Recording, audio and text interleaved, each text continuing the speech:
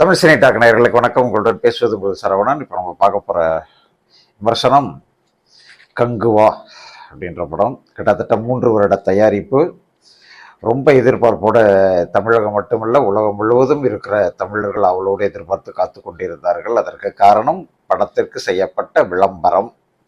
அதனால இந்த படம் என்னதான் எடுத்திருக்காங்க பார்த்துருப்போம் அப்படின்றதுக்காக ரொம்ப ஆசையாக காத்துக்கிட்டு இருந்தாங்க. படம் எந்த அளவுக்கு வந்திருக்கு அப்படிங்கிறத இப்போ விமர்சனத்தில் பார்ப்போம். இந்த படத்தை ஸ்டுடியோ கிரீன் நிறுவனத்தின் சார்பாக ஞானவேல் ராஜா தயாரிச்சிருக்காரு.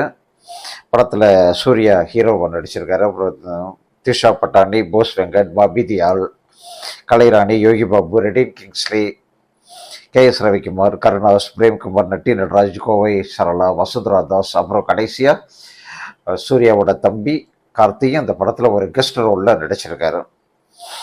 இந்த படத்துக்கு எழுதி இயக்கியிருப்பது சிவா, சிறுத்தை சிவா. படத்துக்கு ஒளிப்பதிவு வெற்றி பழனிசாமி, இசை தேவிஸ்ரீ பிரசாத், கலை இயக்கம் மிலன் பண்ணியிருக்காரு. எடிட்டர் நிஷாத் யூசுப். இந்த கலை இயக்குனரும் எடிட்டரும் இப்போ உயிரோடு இல்லை அப்படிங்கிறது ரொம்ப வருத்தமான ஒரு விஷயம். சண்டை பயிற்சியை சுப்ரீம் சுந்தர் பண்ணியிருக்காரு.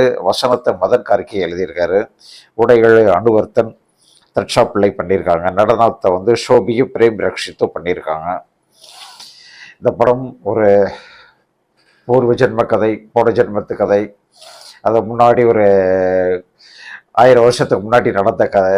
அதில் தொடர்புடைய 2 பேர் இப்போ இந்த ஜென்மத்தில் வேற ஒரு ஆளை பிறந்திருக்காங்க. அவங்க 2 பேரும் சந்திக்கிறாங்க. என்ன நடக்குது அப்படிங்கிறது. அது மகாதீரான ஒரு படம் ஒன்று வந்துச்சு, ஞாபகம் இருக்காங்களா? ராஜமௌலியோட படம், ராம்சரண், காஜல் அகர்வால் நடித்த படம். அந்த படத்தில் ஒரு கான்செப்ட், அந்த கான்செப்ட் தான் இந்த படத்துடைய மையக்கரு. அதே மாதிரி தான் எடுத்துக்கணும் முயற்சி பண்ணியிருக்காங்க. ஆனால் அது ராஜா காலத்துக்கு போகக்கூடாது அப்படிங்கிறதுக்காக முழுக்க முழுக்க இப்படி பண்ணணும் அப்படின்னு நினச்சி எடுத்த படம். ஆனால் இது கதை வேறு மாதிரி ஆயிடுச்சு அப்படிங்கிறது தான் உண்மை. இப்போது 2024 ரஷ்யாவில் ஒரு ஆராய்ச்சி நடத்திட்டு இருக்கு. சின்ன பையன்கள்லாம் வச்சு அவங்களுக்கு மூளை மாற்று சிகிச்சை, அதாவது மூளையில் நிறைய பல்வேறு விதமான அழுத்தங்களை, பல்வேறு விதமான விஷயங்களை புதுசாக அவங்களுக்கு சேர்க்குறாங்க. அவங்கள ஒரு சக்தி படைத்தவர்களாக உருவாக்குறாங்க. அதுக்காக ஒரு ஆராய்ச்சி கூட வச்சு அதில் செஞ்சுக்கிட்டு இருக்காங்க. அதுலேருந்து ஒரு பையன் மட்டும் தப்பிக்கிறான். அவனை கண்டுபிடிக்கிறதுக்காக அவங்க வெளியில் அந்த ஆராய்ச்சி கூடத்தை விட்டு வெளியில் வந்தெல்லாம் இப்போ தேடி பார்க்குறாங்க. அதை கண்டுபிடிக்க முடியல. அவன் தப்பிச்சு கோவாவுக்கு நிற்கிறான். அதே கோவாவில் நம்ம ஹீரோ சூர்யா ஒரு பெரிய ரவுடினாலும் போலீஸுக்கு சப்போர்ட் இருக்கிற ரவுடி. போலீஸ் தேடிக்கிட்டு இருக்கிற பல ரவுடிகளை இந்த ரவுடி தேடி கண்டுபிடிச்சி போலீஸ்கிட்ட ஒப்படைச்சு அவங்க ரிவார்டு வாங்கிக்குவார். இதே கோஷ்டிக்கு இன்னொரு எதிர்கோஷ்டி, இதை சூர்யாவுக்கு எதிர்கோஷ்டி நாய் தீஷா பட்டானியும் ரெடின் கிங்ஸ்லையும். அவங்க இவருக்கு சூர்யாவுக்கு யோகி பாபு, இந்த கூட்டணி. இவங்க 2 பேரும் அந்த கொள்ளையர்களை பிடிச்சி கொடுத்து அப்படி காசு வாங்கி அவர் பொழப்பு ஓட்டிக்கிட்டு இருக்காங்க. அப்போ அந்த சமயத்தில் சூர்யாவோட கண்ணில் இந்த பையன் படுறாரு. அந்த பையனை பார்த்தோன்னே சூர்யாவுக்கு ஏதோ அவருடைய உள் மனசில் ஏதோ ஒன்று ஜெர்க்காகுது. ஐயோ அவனை இங்கேயே பார்த்துருக்கோமே, ஏதோ ஒரு பார்த்துருக்கோமே நினச்சிக்கிட்டே இருக்காங்க. அந்த பையன் கரெக்டாக இந்த சூர்யாவோட லைஃப்பில் கூட வந்துக்கிட்டே இருக்காப்புல. அப்போ இந்த பையனுக்கு தனக்கு ஏதோ ஒன்று இருக்குது அப்படின்னு சொல்லி சூர்யா ஒரு கட்டத்தில் நினைக்கிறாரு.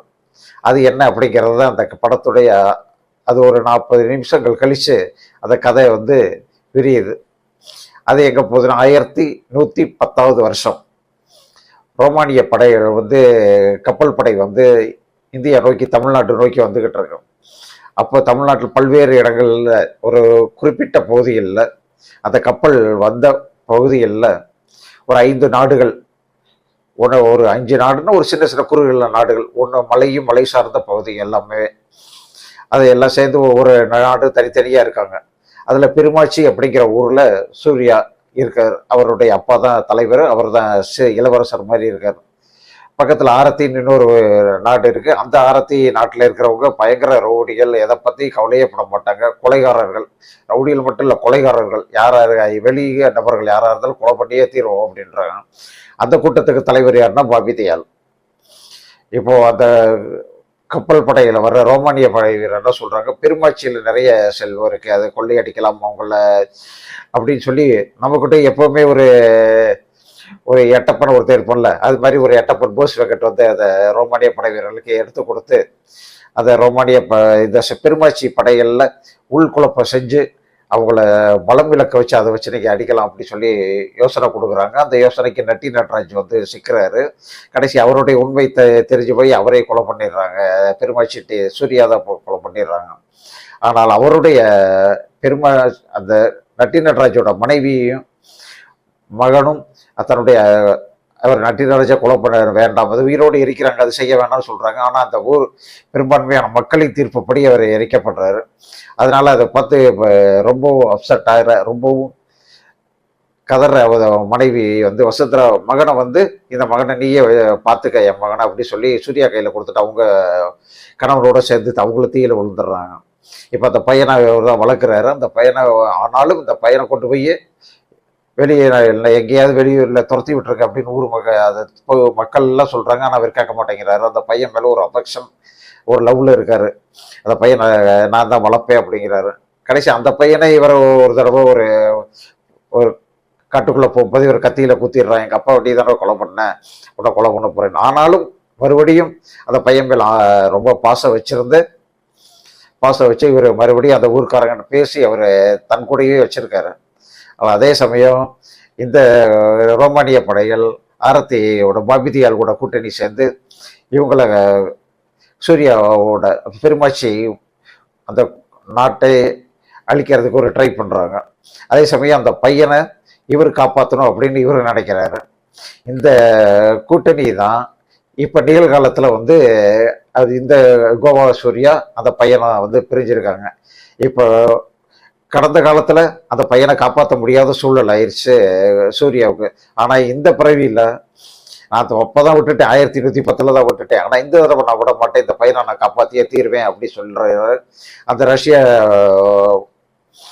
ஆராய்ச்சி கூட்டத்திலேருந்து அந்த மொத்த கூட்டமும் வந்து இந்த பையனை கடத்திட்டு போகிறதுக்காக ட்ரை பண்ணுறாங்க.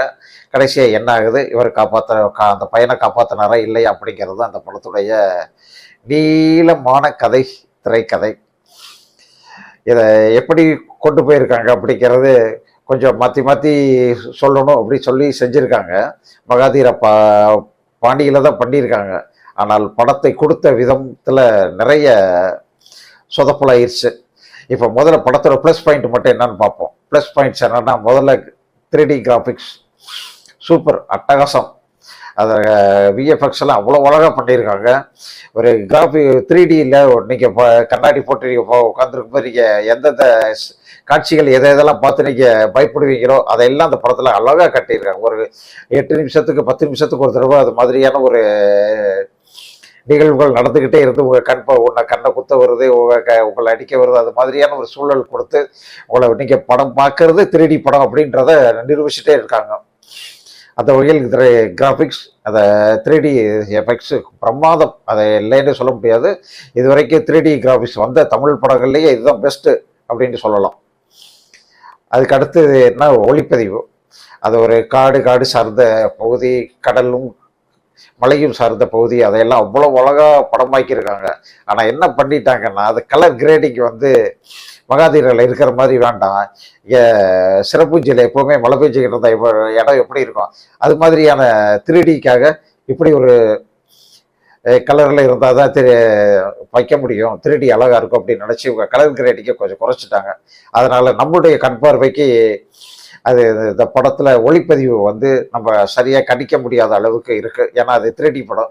3D படத்தில் நம்ம இதை காட்டவே உணரவே முடியாது, ஒளிப்பதிவை உணரவே முடியாது.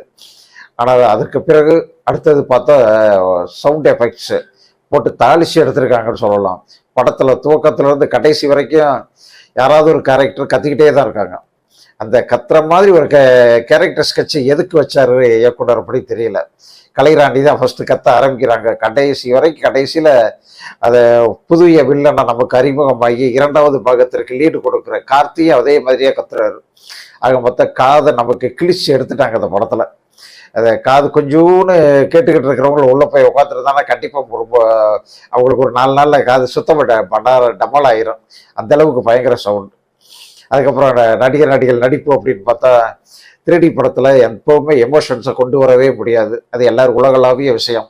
எப்போ 3D படங்கள் அப்படின்னாலே அது ஒரு குழந்தைகளுக்கான ஒரு கான்செப்ட் தான், குழந்தைகளுக்கான ஒரு டெக்னிக் தான். அவங்க தான் அதை ஒரு சின்ன தன் கண்ணை குத்த ஒரு வேலு, கண்ணு கிட்ட வர கல், இதையெல்லாம் பார்த்து அவங்க தான் ஒரு மிரட்சி ஆவாங்க, அவங்க தான் ஒரு த்ரில்லிங் ஆவாங்க. நம்மளை மாதிரி எங்கள் யூத்துகள் வயசானவர்களுக்கெல்லாம் அது தெரியும், இது இப்படி தான் இருக்க தெரிஞ்சனால அது ஒன்றும் பெரிய விஷயமா தெரியாது. ஆக இந்த படம் குழந்தைகளுக்கான அந்த டெக்னிக்கை வச்சு அதில் நடிக்க வச்சிருக்கிறதுனால அந்த நடிப்புங்கிறது அவ்வளவா சொல்ல முடியல. ஆனால் இவரு நடிப்பு அப்படின்னாலும் கத்தாமல் பேசுறது நல்லதாக இருக்கும். ஆனால் கத்தி கத்தி பேசுறதை எப்படி நடிப்பு நம்ம ஏற்றுக்கிறது? எல்லாருமே கத்துறாங்க, படம் முழுக்க கத்திக்கிட்டே தான் இருக்காங்க. இதில் சூர்யாவே இப்படி கத்த வச்சு என்னத்தை இயக்குனர் ஏன் இப்படி பண்ணாருன்னு தெரியல. அதனால அதுலேயும் அவருடைய அந்த வீராதிர பராக்கிரம மாதிரி அவருடைய உடல் வாகெல்லாம் காட்டணும்னு சொல்லி அதுக்கு ஒரு தனியாக ஸ்பெஷலான காட்சி அமைப்பெல்லாம் வச்சுருக்காரு. சூர்யா நல்ல பாடி ஃபில்டர்லாம் பண்ணியிருக்காரு, கரெக்டு. ஆனால் அது மக்களுக்கு எந்த அளவுக்கு மனசில் உட்காரும்? அது சாதாரண கமர்ஷியல் படம்னா ஓகே, ஈஸி, அது டேக் இட் ஈஸியாக எடுத்துகிட்டு போயிடுவாங்க. ஆனால் இது ஒரு பழங்காலத்தைய தமிழ் கதை அப்படின்னு சொல்லி எடுத்துருக்கும் போது அதில் போய் இந்த மாதிரி காட்சி வச்ச எப்படி மனசில் ஒட்டும்? அந்த படத்தின் கதாபாத்திரங்கள் யாருமே நம்முடைய மனதோடு ஒட்டவில்லை என்பது ரொம்ப சோகமான ஒரு விஷயம். படத்தில் மிகப்பெரிய பேக்ட்ராப்பு, இன்னொரு பேக்ட்ராப்பு கதையும் திரைக்கதையும் தான். ஏன்னா மகாதீரால எந்த அளவுக்கு ஒரு அந்த ஃபீலிங் இருந்துச்சோ, அந்த பையன் ராம்சரோட தொட்ட உடனே ஒரு ஃபீலிங் அவருக்கு காட்டுவாங்க. ஆனால் அது மாதிரியான ஒரு ஃபீலிங் இந்த படங்க எதுக்குமே நம்ம கொடுக்கவே இல்லை. ஏதோ ஒன்று அவங்களுக்குள்ள இருக்குது அப்படிங்கிறத நம்ம காட்டணும், இல்லை முன்னாடியே சொல்லியிருக்கணும். அதை சொல்லாமையே கடைசி பாதி தூரம் வந்த பின்னாடி சொல்றதுனால நமக்கு என்ன இம்பேக்ட் ஒன்றுமே ஆகலை. அந்த வகையில் இந்த படம் தொழில்நுட்பத்தில் ரொம்ப சிறந்து விளங்கியிருக்கு. ஆனால் திரைக்கதை இயக்கத்தில் ரொம்ப சாதாரணமான நம்முடைய மனதை தொடக்கூடிய அளவுக்கு எதுவுமே இல்லாதனால நம்ம கடைசி வரைக்கும் தேவையான உட்காந்து பார்த்துட்டு தேவையான எதிர்ச்சி வெளியே வந்திருக்கிறான். இப்படி தான் நடந்திருக்கு. ஆனால் ரொம்ப வருத்தமான ஒரு விஷயம். ஆனால் தமிழ் சினிமாவில் இது ரொம்ப ரொம்ப முக்கியமான ஒரு திரைப்படம். அது உண்மை நிச்சயமாக ஏற்றுக்கொள்ளக்கூடிய ஒரு விஷயம். ஆனால் இவ்வளவு பெரிய பொருட்செலவில் நேரடி தமிழ் படம் இவ்வளோ பெரிய பொருட்செலவில் எடுத்ததும், அது அவ்வளவு காஸ்ட்லியான பட்ஜெட்டு, அதுலேயும் இப்போ ஷூட்டிங்கே 250 நாள் எடுத்திருக்காங்க. அதையும் ரொம்ப கஷ்டப்பட்டு எடுத்திருக்காங்க, அதை இல்லைன்னே சொல்லவே முடியாது. அதை காட்டு போது அவங்களுக்குரிய மேக்கப்பு, அவங்களுடைய உடைகள், அவங்களுக்குரிய இடங்கள், அந்த இடங்களை வடிவமைச்ச விதம், இதெல்லாம் ரொம்ப அழகாக பண்ணியிருக்காங்க. ஒரு மிகப்பெரிய ஒரு பட்ஜெட் படம் தமிழ் சினிமாவில் இது வரைக்கும் வரலையே அப்படின்ற மாதிரியான ஒரு சூழலை உருவாக்கி அதில் சூர்யா வெற்றி கொட்டி காட்டியிருக்காரு. ஆனால் ஒட்டுமொத்தமாக படம் நமக்கு என்ன ஃபீலிங்கை கொடுக்குது அப்படிங்கிறது தான் ஒரு கேள்வி. அந்த கேள்வியை தான் இயக்குனர் சிவா தன்னுடைய சிறப்பான இயக்கத்தில் கொடுத்துருக்கணும். அதை அவர் செய்ய தவறுனால அது கொஞ்சம் சுமாரான ஒரு திரைப்படமாக மட்டும்தான் இந்த படம் நம்ம கண் பார்வைக்கு வந்து நிற்கிது. ஆனாலும் ஒரு தடவை பார்க்கலாம் என்ற வகையில் இந்த படம் தியேட்டரில் நிச்சயமாக ஓடும்னு நான் நம்புகிறோம். நீங்களும் அவசியம் இந்த ஒரு படத்தை இவ்வளவு ஹிட்டாக எடுத்திருக்காங்க, ரிச்சாக எடுத்திருக்காங்க, ஒரு புது கதையில் சொல்லியிருக்காங்க அப்படிங்கிற காரணத்துக்காகவும் இந்த படம் ஒரு புதுமையான ஒரு அனுபவத்தை உங்களுடைய குழந்தைகளுக்கும் அந்த 3D எஃபெக்ட்ஸில் கொடுக்கும் அப்படிங்கிறதையும் நாங்கள் கேரண்டியாக சொல்கிறோம். அந்த ஒரு வகை காரணத்துக்காகவும் இந்த படத்தை நீங்கள் அவசியம் தியேட்டரில் பாருங்கள். நன்றி, வணக்கம்.